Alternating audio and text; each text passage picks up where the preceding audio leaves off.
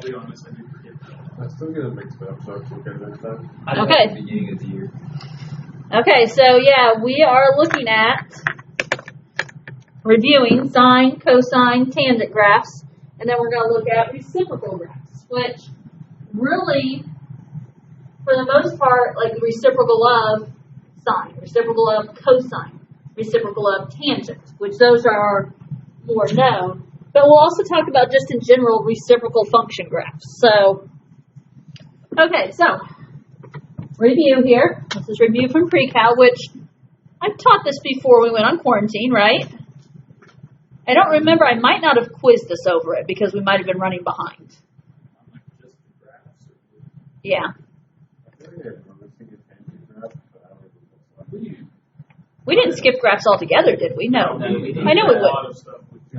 We did graphs, and then we did some other stuff. I think this was before we went virtual. Well, because I usually, if I do a quiz over just the graphs.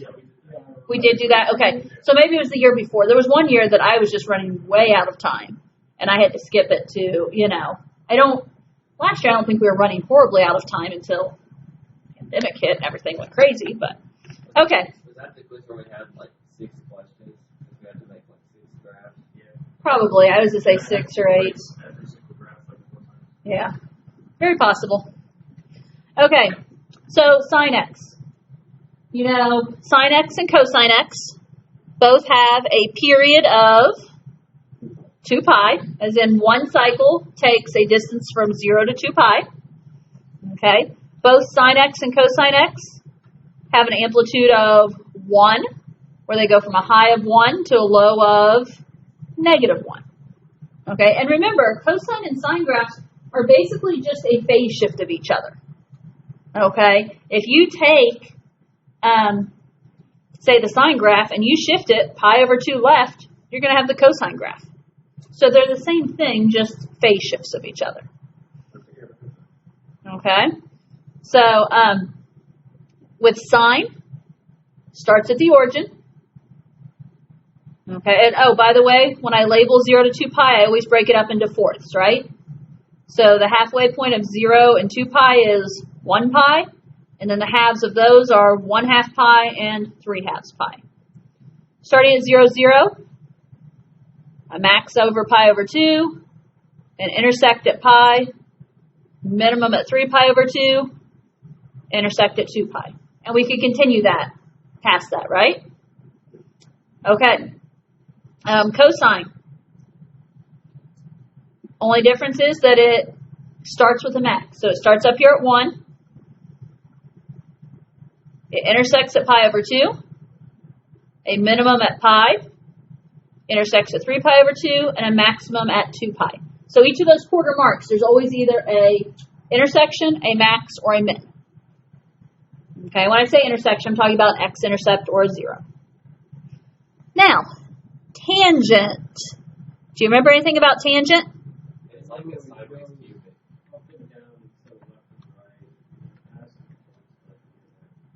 Okay. So, okay, I agree with everything you guys have said. And you said sideways cubic, or, yeah, you said up and down. The key is there's asymptotes here, right? What do you know about tangent? If we rewrite tangent in terms of sine and cosine, what is tangent equivalent to? Sine x over cosine x, right? And I have my reasoning for using this. Because Trevor said something right there. He said, there's asymptotes, I forget where. Well, what do you do if you're in the middle of a test and you forget where the asymptotes are? Part of you just say, you guess, or you're just, okay, I'm screwed, Okay. Well, here's the option. Sine x over cosine x. What do you know about the denominator of a fraction? A denominator cannot equal 0. So, right now in my denominator, I have cosine. Go back up. Where did cosine equal 0? Pi over 2 and 3 pi over 2. So, where are my asymptotes? Pi over 2 and 3 pi over 2. So, any place that cosine had a 0, an x-intercept, those are now asymptotes. So, I'm going to do my same labeling that was above on the or on the top two graphs. There's pi over 2, there's pi, there's 3 pi over 2, and there's 2 pi. You can put your -1 and 1 in, although I'll be honest, with tangents, we don't do a whole lot with those. So, look up at cosine. Any place there is a 0 in cosine, that is an asymptote. Okay? Now, two different things to think about. In between the asymptotes is where the graph is going to cut through the x-axis, right? So you can find the middle of those. Or, go back up to sine for a moment. Okay? Sine is the numerator, yes? Anytime the numerator of a fraction equals 0, that whole fraction is 0. So any zeros I had up in my sine graph are also going to be zeros in my tangent graph. So there was a 0 or an x-intercept at 0. Guess what I have in my tangent graph? There. I have a 0 or an x-intercept at pi. Guess what I have in my tangent graph? And then I had another x-intercept at 2 pi. So again, we have this at 2 pi. So by looking at the denominator, what's in the denominator, that gives you asymptotes. What's in the numerator gives you zeros. Does that make sense? Excuse me. And now you know how to draw these, right? Tangent are the increasing curves. So they cut through that 0 and they kind of increase. Whereas if this was cotangent, your graphs are decreasing.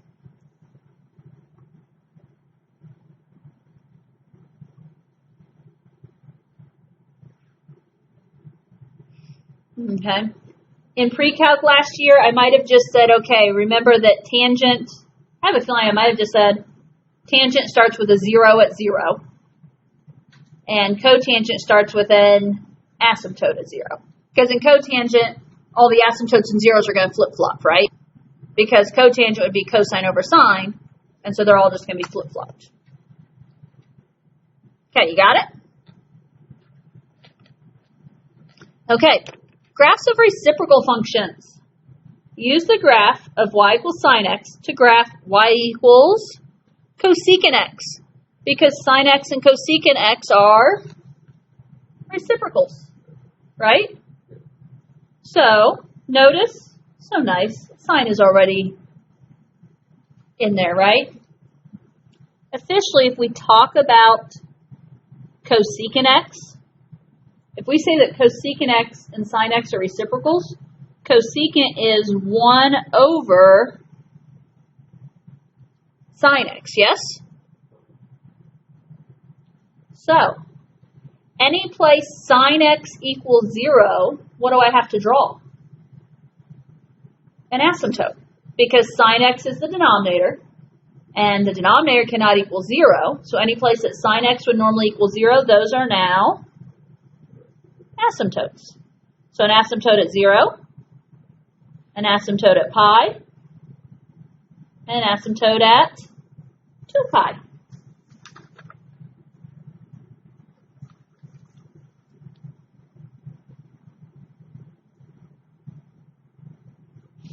Okay. Now, when we get to actually drawing our reciprocal functions here in a little bit, this will kind of carry over. Do you guys remember what to do to finish off this reciprocal graph?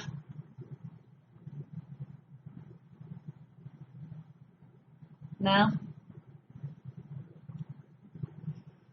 Last year we kind of talked about take these curves and flip them. Okay, flip them at their maxes or mins. Now, what it's going to come down to when we talk about our reciprocal graphs, any point where y equals 1 or -1, stay. So right there, there's that point. It's going to stay. Right down here, y equals -1. It's going to stay. And what we'll talk about when we get to example 5 is that any values that were small positive values will flip up and become large positive values. Okay? Same thing, so these small negative values will become large negative values. And so, remember, we flip up and have these parabolas. I massively smeared that one with my hand somehow.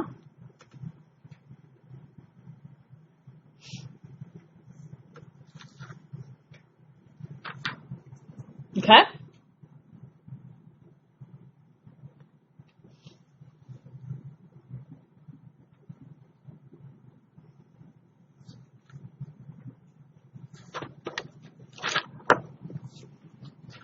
Example 2. We're doing the next two. Use cosine and tangent to sketch secant and cotangent. So, you got the graph of cosine. What do you know about cosine? It is the reciprocal of secant. So any place cosine has a 0, it is now going to be an asymptote. So asymptotes at pi over 2 and 3 pi over 2.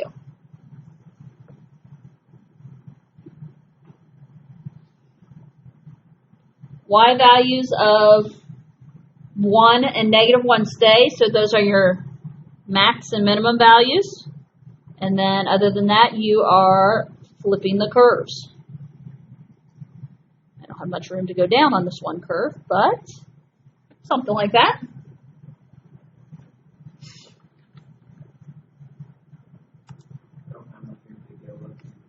Well, true. I feel like there's a little bit more room to go up, but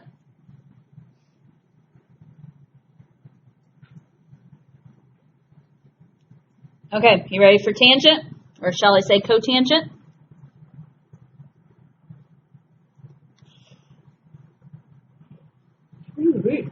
Okay. Cotangent, we can think of in one of two ways. First of all, in terms of its reciprocal, the reciprocal of cotangent is 1 over tangent. You can also think of the fact that cotangent is what in terms of sine and cosine?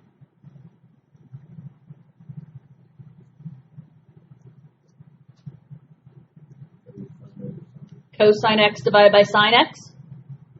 So the point is here, you have two different ways to think about this when you're drawing it. Okay?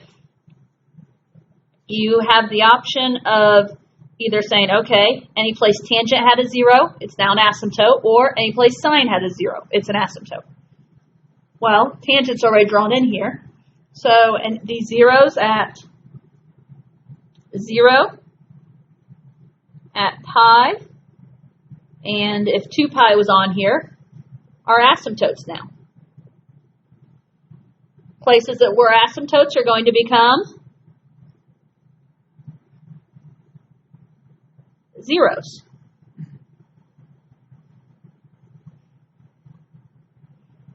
Okay.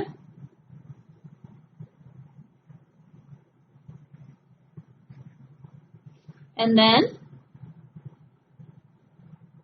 do you remember what else happens? My graph has to, it flips. Okay? So like, I call tangent an increasing graph. Now it's going to be decreasing in that it starts high and decreases the y values.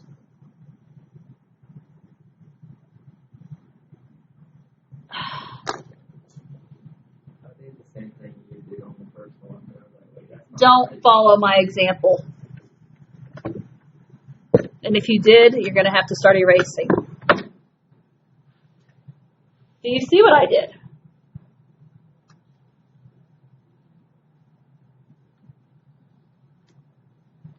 Man, oh man, that was bad. I even put big old dots for my zeros. I guess I need a different color. But I used the old zeros then. Dagnabbit. Okay. Too much going on one graph. That's my excuse, and I'm sticking to it. Okay, so I need to be cutting through negative pi over 2. And I need to be cutting through pi over 2. And cutting through 3 pi over 2. Better? Okay, now the idea that I'm going to talk about when we get to example 5 again and how we do reciprocal functions, okay? Officially, you know, asymptotes are becoming zeros, zeros are becoming asymptotes.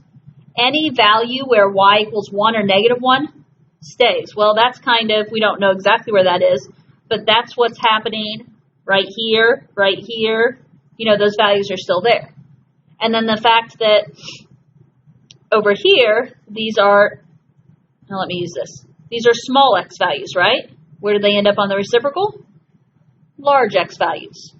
These over here are large x values. What do I end up with here? Small x values. So as I said, we'll talk about using that to help us draw reciprocal graphs that we don't know what they look like. Okay, example 3. Do you remember how to do your translations with these? I don't feel a lot of confidence here. We'll shift it left 45 degrees. Okay. Remember when it's in the parentheses, it's left to right, opposite the sign. So this is going to be going left 45 degrees, which, what is 45 degrees the same as in radians? Pi over what? 4. Yep. Oh, yeah. So you could also think left pi over 4, which I may do here. And then cosecant. Cosecant is the reciprocal of which one? Nope. Cosecant is reciprocal of sine. I said it both. Okay. I might not have heard the correct one. Okay. Now, my recommendation is you start by drawing that sine curve, getting it there, getting that shifted, and then at the end worry about cosecant. Because sine's a lot easier for us to draw. Okay, so how much do you remember? I usually go ahead and mark out to 2 pi, right? And then I tend to mark the halfway point. The halfway point of 2 pi is 1 pi. Then I mark those halfway points, which are pi over 2 and 3 pi over 2. Yes, you could do it in degrees, since they give us degrees. I got started in radians and just kept going. So on this one, I could see us going either way. Because pi over 4 is very doable, you know, one to work with. Now, well, when we get down to 20 degrees on the next one, I won't go radians there because that's not a nice, neat, you know, fraction for, you know, not one that we're used to working with. Okay. Now, if you want, could you go ahead and sketch the sine curve in now? So tongue-tied. And okay, and it depends. How confident are you? Like, if you want to go ahead and sketch the sine curve in, and you don't have to. You can wait. That's fine. First of all, don't forget your max and min of 1 and negative 1. But if I sketch the sine curve in right here, just for reference purposes, it starts at 0. It has a max at pi over 2. It intersects at pi. Minimum at 3 pi over 2, intersects at 2 pi, right? Now, before we get serious and draw the final thing, what do we need to do? Left pi over 4. I don't have any pi over 4s here. Where are pi over 4s? The in-between. So should I probably label one more time? Yes.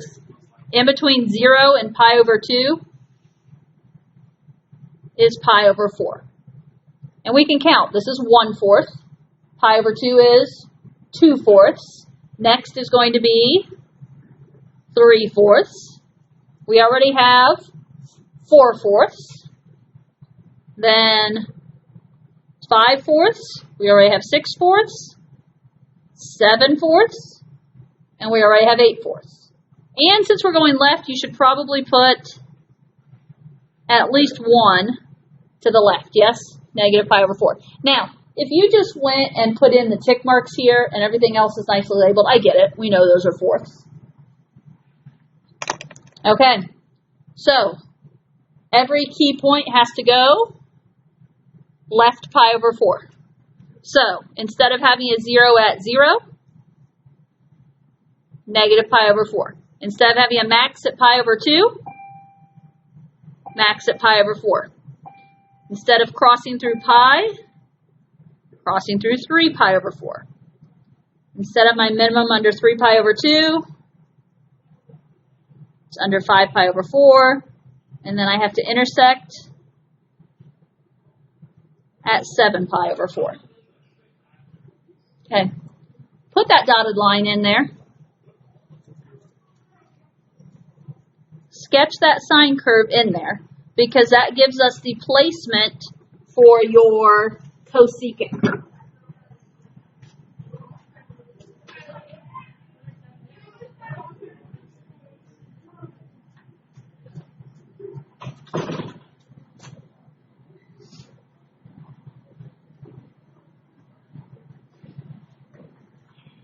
Okay, what do we know?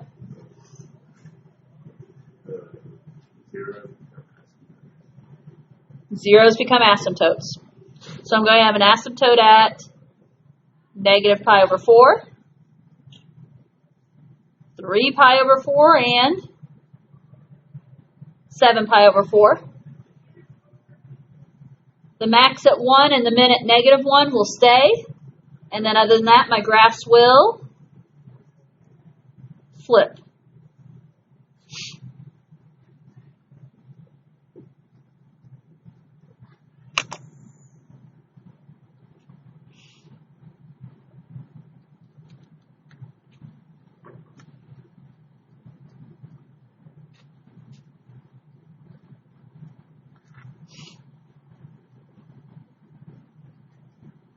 Did you get it?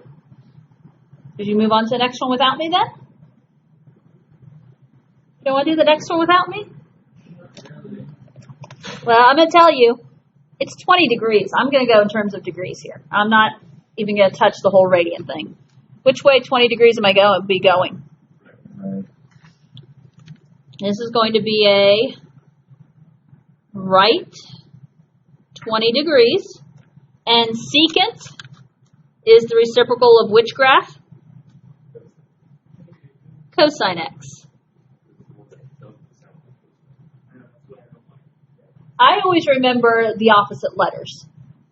Like secant goes with cosine, and so then sine goes with cosecant. Yeah. Or the cos are opposite, I don't know. But okay. So I'm going to go ahead and do my regular labeling, and then I will figure out the 20 degree type thing. So instead of 2 pi, I would normally go out to 360. See, even you guys are probably used to thinking in terms of pi better. What's the halfway? 180. What's the midpoints of those two pieces? 90 and 270. And we're shifting where? Right 20. So, and don't forget to put your 1 and negative 1. Well, right. So normally we're going to start our graph at 0, right? Instead of starting at 0, we're going to start where? At 20. I don't do this one very accurate. I take a tick mark, place it about where I think it would be, and I label it 20. As opposed to trying to get everything in there. Right from 90 is going to be 110. From 180, when we go right 20, we're going to be at 200. We'll need a 290 and a 380. Okay. I didn't draw my pencil markings in. Did you need me to? I'm kind of ready to start my cosine curve. Normally my cosine curve starts at 0, 1. Now I'm going to be at 21. Normally we cut through at 90. Now I'm going to cut through at 110. Normally there's a minimum at 180. My minimum is going to be at 200. Normally we intersect 270. I'm intersecting 290. And normally I max above 360. I'm going to max above 380. What's really going to matter is where you draw your parabolas. Asymptotes are at 110, 290. So I'm going to have a minimum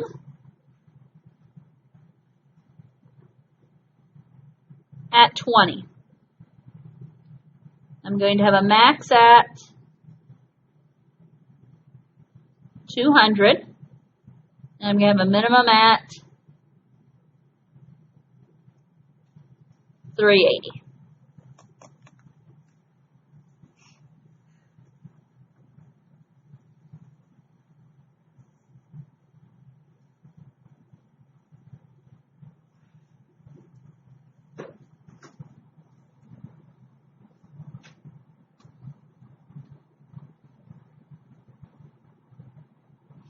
Okay, we do have two more examples on the next page on this lesson. Because we're going to kind of take what I've been hinting at all lesson and we're going to apply it to just, basically they give us a graph. Okay, we don't have an equation or anything like that. We just have to use some of the information I've been given. I'll write it out to sketch that reciprocal function. Okay, Daryl's learned at least one thing today.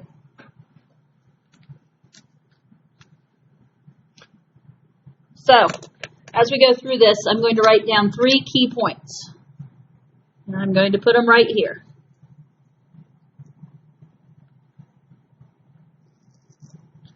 Any place there's a 0, it becomes a vertical asymptote. And on the flip side, any place there is a vertical asymptote is going to become a 0.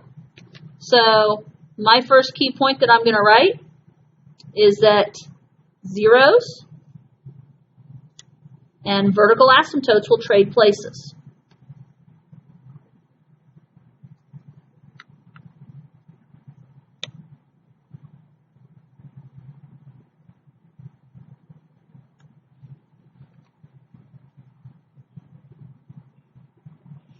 So, if I look particularly at this graph, what do you see? We have a nice line that we're going to do the reciprocal function of.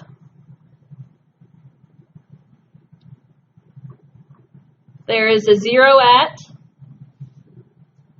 2. So what's that going to become now? That's going to be a vertical asymptote. Any other zeros? Any vertical asymptotes? Okay. So that takes care of step 1 in this problem. I mentioned points where y equals 1 and negative 1. Points where y equals 1 or negative 1 stay. So those will be stationary points. So points where y equals 1 or y equals negative 1 stay.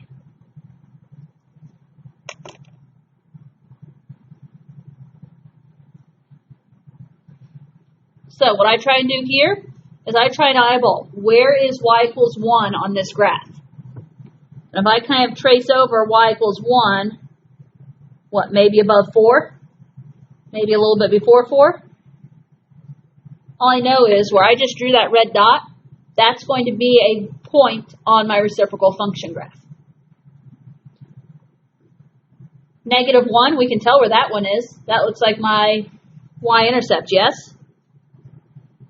So it's going to be the y-intercept again.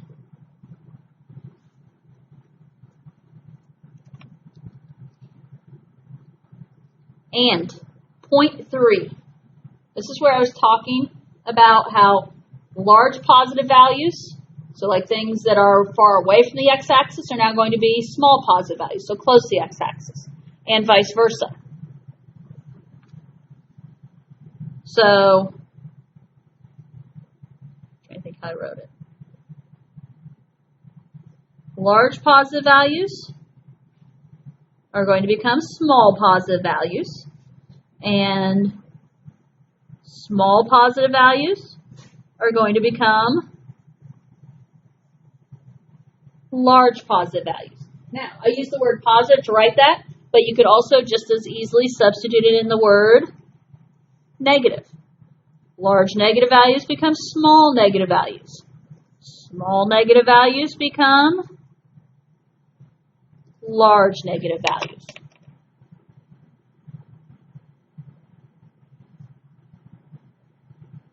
So, you ready here? I'll give you a moment to write. Did you get this on your calculator, Logan? No. Okay. I could tell you were trying, that's why I wondered. I don't think there's, I couldn't find anything that just says like the graph. Like I got this graph on the calculator.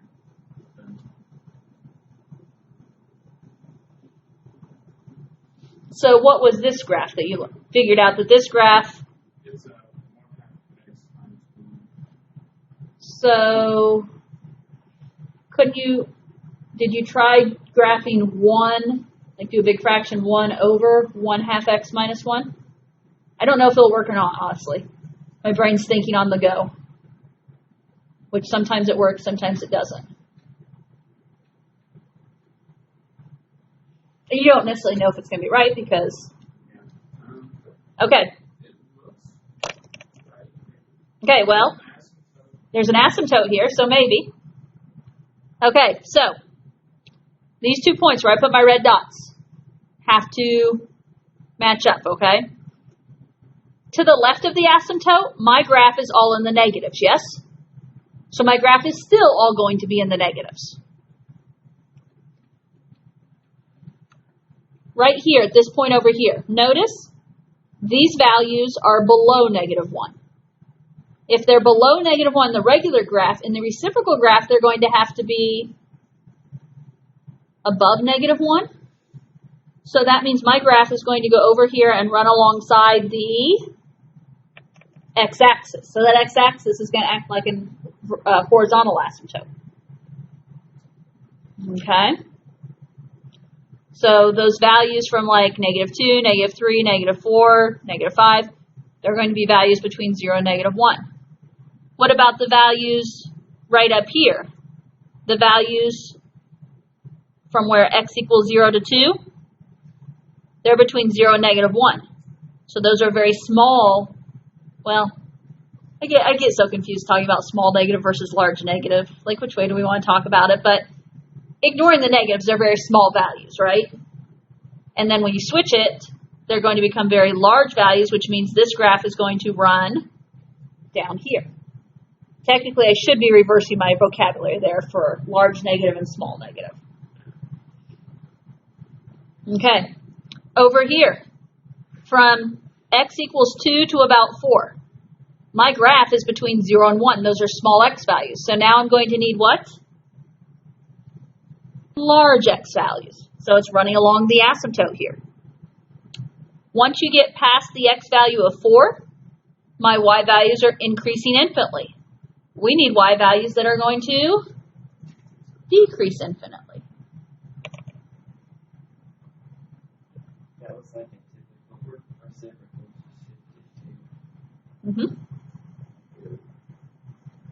It is, because if you think about, so Logan came up with it was y equals 1/2 x minus 1. So, okay. I wonder, my other thought is, Logan, if you typed in 1/2 x minus 1, put it all in parentheses, and raised it to the negative 1 power. That would work too. And you have an x to the negative 1 button, I believe, that you could just use to get the negative 1 power. But the whole thing would have to be in parentheses. So, okay. Ready to work our way through example 6 then? Last one. The graph of f is shown. Sketch the graph of the reciprocal function 1 over f. It looks like we're going to cross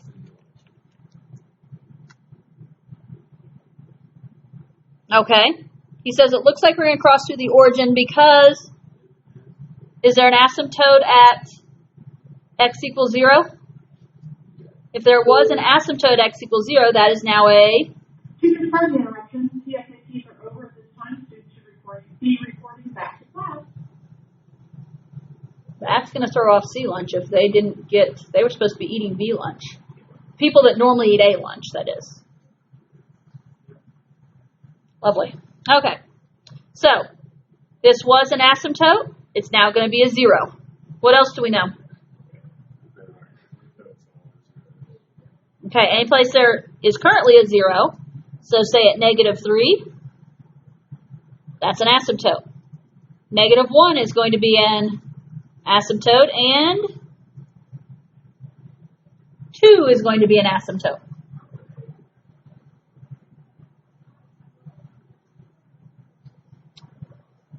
Any place y equals 1 or negative 1, those values are going to stay. So over here on the, as we look at this parabola, do you see there's 2 spots where y equals 1? Right past those asymptotes. And there's a spot where y equals negative 1, which so happens to be where? Appears to be at the minimum. As we go over to me, what looks like a log graph. Okay. There's a spot where y equals negative 1, right before you get to the asymptote.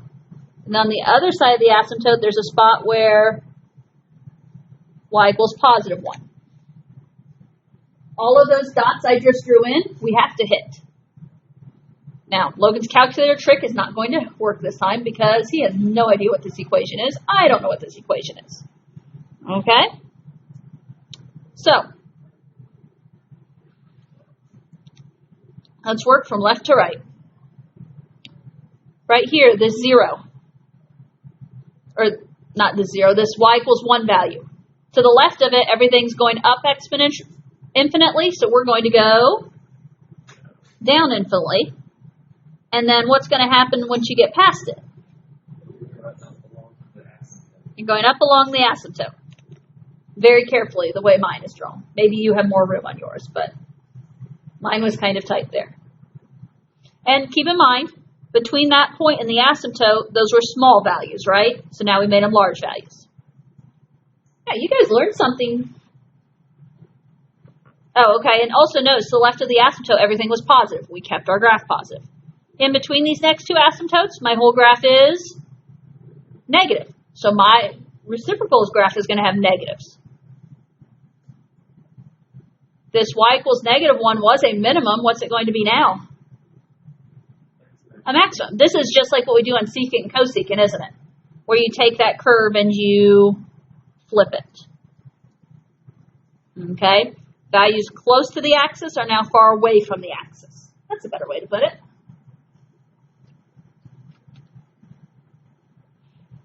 Okay. Can you see what's happening in between my next 2 sets of asymptotes if you follow your dots? Kind of doing a reverse cube. Okay. Over this piece, it has to be positive. So we're running down alongside the asymptote very carefully. We're cutting through our new 0, cutting over there, through that 0.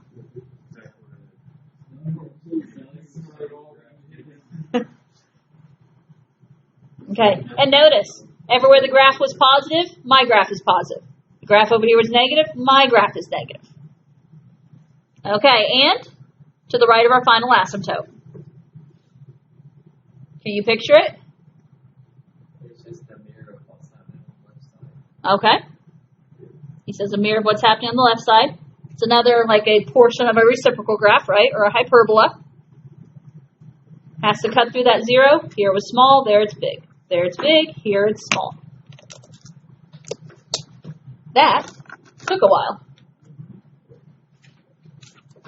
But we got through it. Yeah, I feel like we definitely would have gotten through that last week. A little bit. Like in pre-cal? Yeah. Oh, yeah, no way. Well, if I hadn't, I mean, it would be a whole different story. I was just quick review with you, like sine, cosine, tangent, and even secant, cosecant. You guys already knew that. It was more of a, review from last year.